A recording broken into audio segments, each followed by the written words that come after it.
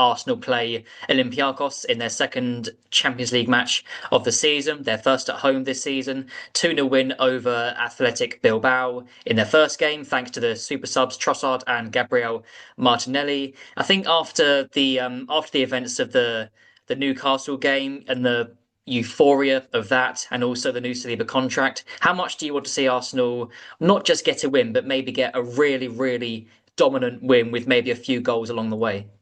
Well, it'd be nice. Absolutely, no doubt about it. Olympiacos, though, it just gives me chills. It's just, I've had some nightmare moments against Olympiacos in the past, as I'm sure every Arsenal fan will remember. It would be nice to have a really good home win, obviously, on the back of the Newcastle game, just build on the momentum of that. I'm very interested in what Mikel's going to do with his team selection for this one. West Ham at the weekends, who for some reason have this sort of voodoo sign over Arsenal when it comes to playing at the Emirates in recent seasons. So that's going to have to be taken into account. We didn't even see Nuneri in the squad for the Newcastle game. Went up there but left out the squad altogether. Does he come in for this one? I think there will be some changes. There's not going to be wholesale changes at all. This is Mikel Arteta. It's Champions League. He's just not going to do it. People are expecting him to, just go mad and make 5 or 6 changes. That won't happen. But I think maybe 1 or 2 would work out, and I don't think that would disrupt the team too much. So, Arsenal fancy their chances. They've got to win the home games. Basically, it's the written rule of the Champions League, isn't it? Win your home games, pick up what you can away from your home, and you'll be all right. And they've had a fantastic start with that win in Bilbao a couple of weeks ago, and hopefully they can follow that up on Wednesday night. So, yes, we'll look at a couple of those changes in a bit more detail in a bit, but I wanted to, I don't want to bring back painful memories, but like you said, with that home hoodoo against Olympiacos and West Ham as well, which we'll get into later. But yes, the Olympiacos, this was scarcely believable to me when I found this out, but each of Arsenal's last 3 home games against Olympiacos, they've lost all 3 of them. Because there was the 2021 Europa League, although they had won the away leg, so that was inconsequential. The El Arabi goal, the Aubameyang miss in 2020, which I think still gives us nightmares sometimes. And then there was a 2015 Champions League loss as well at home. I think 3-2 defeat in that one. Of course, 2 of those defeats did come under Arteta in the Europa League. Could that be playing on his mind at all? Do you think he will look at those? Or look at any of those previous results against previous teams when Arsenal have got this, apparent curse against them, and think, could that be playing on his mind even just the slightest bit ahead of this game? I don't think it'll play on his mind, but I'm sure it'll remind the players that, Olympiacos have got a history of winning at the Emirates, so you can't take them lightly. Obviously, it's a completely different Arsenal team now to the ones that play there. The one in 2020, the Aubameyang miss, the atmosphere inside the stadium when that went wide was like something I've not experienced before. It was so bizarre. The noise of just the 60,000 people in disbelief at the fact he'd missed, and no one could quite believe what had happened. And that was obviously the game where just before COVID as well. And it was just, I'll always remember those 2 games, the away and the home game against Olympiacos. So yeah, I think he'll use it as an example of, look, you can't take things for granted. Olympiacos are a decent team. They've proven they can win at the Emirates before, but this is a very different Arsenal team now. An absolute, completely different Arsenal team on quality-wise, mentality-wise, character-wise. So I don't think they'll be bothered about that at all. They'll just take this like any other game. They won't worry about the hoodoo, and they'll just go out there and, fingers crossed, get the jobs done.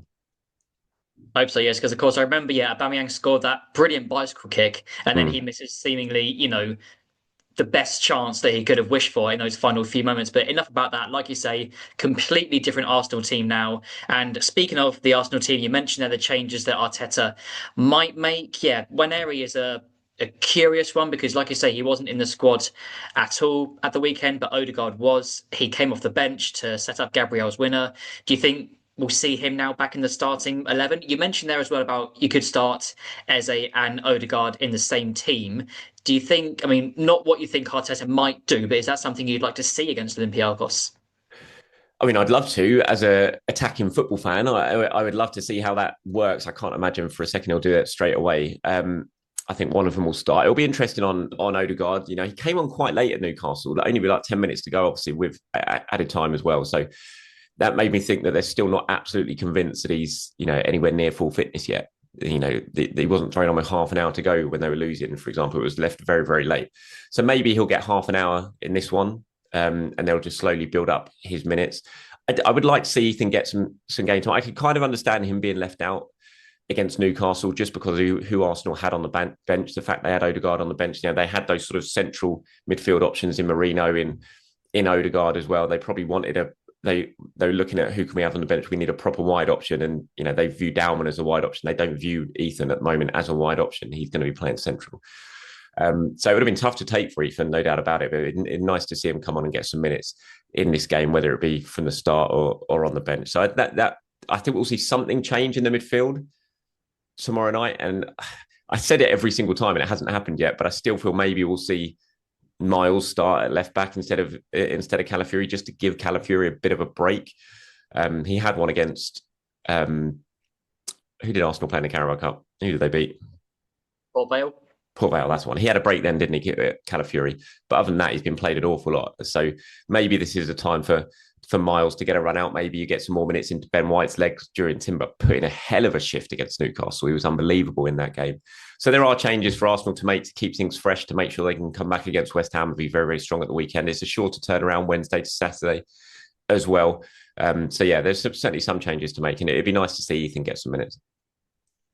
Lots of dilemmas there. And also in the centre of defence, of course, Mosquera started over Saliba at St James's Park, gave away the needless corner for Voltemader's opener and then was taken off at half time. Would you start him again in this one? Will Arteta risk a massive hit to his confidence if he brings Saliba straight back in? Or, do you think that Mosquera deserves another shot? Because before that Newcastle mistake, he was pretty much flawless in his first few games for Arsenal. Yeah, I'd like to see him start again. I don't see. I don't.